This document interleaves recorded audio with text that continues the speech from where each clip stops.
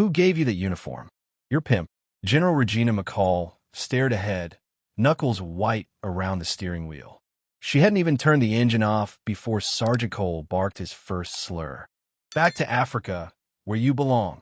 Officer Hankins circled her black SUV like a shark. Pentagon plates? What is this, role play? Regina didn't raise her voice. State the reason for this stop. Cole leaned closer, the hate in his eyes thicker than the Alabama humidity. The reason is you're driving a stolen vehicle and pretending to be someone you're not. I am Brigadier General Regina McCall, Idaho number. Shut your mouth, monkey, he snapped, handcuffs already out. You're under arrest. She barely finished her breath before they dragged her from the car. The cuffs bit into her wrists as Hankins whispered, "Hope you like scrubbing toilets, sweetheart." Cole pulled a government-issued iPhone from her console and raised it like a trophy. "You steal this too? You're violating federal protocols. I make the rules here," Cole snarled, pressing the cuffs tighter. "Not the damn Pentagon." In the front seat, Hankins tossed folders from the glove compartment. "Oh look, classified documents. Maybe she's the president next." Regina bit her tongue. Her pulse throbbed in her temple. "You have no idea what you're doing," she muttered. "You're right," Hankins grinned. "We're really underestimating you. Maybe animal control would know better what to do with you." Regina lifted her head, sweat mixing with the blood from her split lip. 1 minute. One phone call. That's all I ask." Cole stepped forward and struck her across the face. "You're lucky I'm not worse." But the blow didn't silence her. It only hardened her gaze. She didn't scream. She didn't beg. She watched. "Still want your toy?" Hankins mocked, raising the phone. Then he smashed it against the pavement. She stayed kneeling on the asphalt, silent. "Calm." A new voice broke through the crowd forming near the gas station. "Use mine." A young black woman ran across the road. Phone extended. Cole moved toward her. "Back off." "She's a general, you idiot." "I serve too. I know that uniform." A burly veteran in a camo cap blocked Cole's path. "Touch her, and you'll need backup." Regina raised her cuffed hands. The girl handed her the phone, trembling. She dialed without hesitation. "Defense Communications. Identify yourself." "Brigadier General Regina McCall. Code 4481 Lima. Illegally detained by staff county officers. Interstate 95. Immediate alpha priority. Federal assets compromised." The crowd gasped. Cole froze. "Repeat coordinates," the voice on the phone replied. Regina answered without flinching. Hankins slapped the phone from her face, but it was too late. The call had gone out. People erupted, shouts, cameras, threats. Cole stepped back. Hankins stared at the phone like it might explode. "You have no idea what you've unleashed," Regina said, chin lifted, blood on her teeth. "You're lying," Cole muttered. "That call was fake." "It was theater," Hankins echoed, voice cracking. "You handcuffed a federal officer, destroyed government property, attacked me, all on record." Cole looked to the road. The heat on the highway shimmered. Then they came .3 unmarked black SUVs, moving like ghosts. No sirens, no screeching tires, just precision. .2 men exited the lead car, gray suits, unreadable eyes. One walked straight to Regina. "General McCall." "Yes." "Can you confirm you were coerced?" "Yes." The second man flashed a badge, too quickly to read, but heavy enough to silence the air. "Officer Hankins, lower your weapon." "Who the hell are you?" Cole barked, voice failing halfway. "Federal Protection Agency. And the woman you assaulted is part of the Pentagon's Strategic Command." The silence was suffocating. Regina turned her wrists slightly. "Remove these." A small tool clicked the cuffs free. They fell like coins to the pavement. She didn't even look at them. The veteran stepped closer. "I recorded everything." "So did she." He pointed to the girl. Cole looked at his patrol car, then the road, calculating. Then the lead agent turned toward him. "You've just interfered with a Tier 1 clearance officer. That's not just misconduct. That's treason." And Regina, lips cracked, eyes fixed like steel, stepped forward. But before she could speak, a distant rumble echoed from the highway. A second convoy. Black helicopters overhead.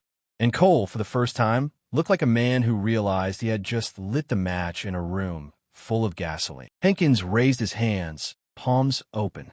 We were told the vehicle was suspicious. You knew exactly what you were doing. The lead federal agent snapped, eyes hard. And now you're going to stay very, very quiet until federal jurisdiction takes over. Cole inched backward. I didn't hit her. We were trying to verify her identity. Regina turned to face him. Her wrists were raw, her lips still bleeding, but now she stood unshackled and in command. Verify my identity, she echoed, voice razor sharp. You call me a monkey, a slave, a bitch. You handcuffed me, spat on me. That's not protocol. That's hatred. One of the federal agents stepped up beside her, holding a tablet. Ma'am, would you like to initiate disciplinary protocol? You can file a formal complaint now. Regina looked at Cole and Hankins, now pale, silent, and exposed. She took a breath. Not yet. Confusion flickered in their eyes. I want them to live with it first. The not knowing. The fear. I want them to lay awake tonight, wondering if tomorrow they'll still wear a badge or be filing forms in a basement. The agent nodded, activating the protocol. He tapped the screen. A red icon blinked to life. Cole flinched. Hankins stood stiff, lips pressed tight. You'll be detained here, the agent said coldly. A JAG unit is en route. You'll be granted legal representation, but preliminary charges will be delivered within hours. Charges? Hankins breathed. How so fast? Everything was recorded, came the reply. Body cams, civilian videos. And you assaulted a high-ranking Department of Defense officer in uniform. That's not confusion. That's federal crime. Regina stood motionless, arms crossed, the marks on her skin telling the story more clearly than any words. I don't need to yell, she said calmly. I don't need to threaten. I have rank. I have evidence. And I have time. What's coming for you isn't a bullet. It's a slow, public fall. And no one will catch you. One of the agents added, your supervisors have been notified. Civilian footage is being collected under warrant. Your own body cams were activated by you. Those records are permanent. Cole swallowed hard. I was following procedure, he whispered. I misread the situation. Misread? Regina finally let a crack show in her voice. What did you misread, Cole? My skin? My posture? Or just the idea that someone like me could outrank you? Hankins closed his eyes. Regina turned away from them both. I didn't come to destroy you, she said. You did that yourselves. I just pushed the button. Minutes later, another black SUV arrived. 2 JAG officers stepped out, introduced themselves, and asked for their names. The process began on the spot. Weapons were removed. Badges handed over. Credentials revoked. Officers Cole and Hankins, one agent read. You are hereby suspended without pay pending a full investigation for misconduct, racial profiling, and potential federal criminal charges. Cole didn't speak. His shoulders slumped. Hankins looked like a ghost of himself, breathing fast, defeated. Regina stood in silence, watching as they were led away. No cheers, no jeers. Just the hollow dignity of 2 men unraveling by their own choices. Once they were secured, one of the agents turned back to her. Do you require an escort, General? Regina shook her head. No, I'll drive. Would you like a medical report? Anything additional logged? She looked out toward the horizon. The sun was setting across the still highway. No, what I needed has already begun. The agents nodded. One saluted her. She returned it, slow and deliberate. They left her standing alone beside her SUV, the broken phone still lying on the pavement. Her lip throbbed. Her wrists burned. But she didn't move to tend to them. She just breathed. The crowd that had gathered earlier had long since dispersed. But their silence had spoken louder than their presence.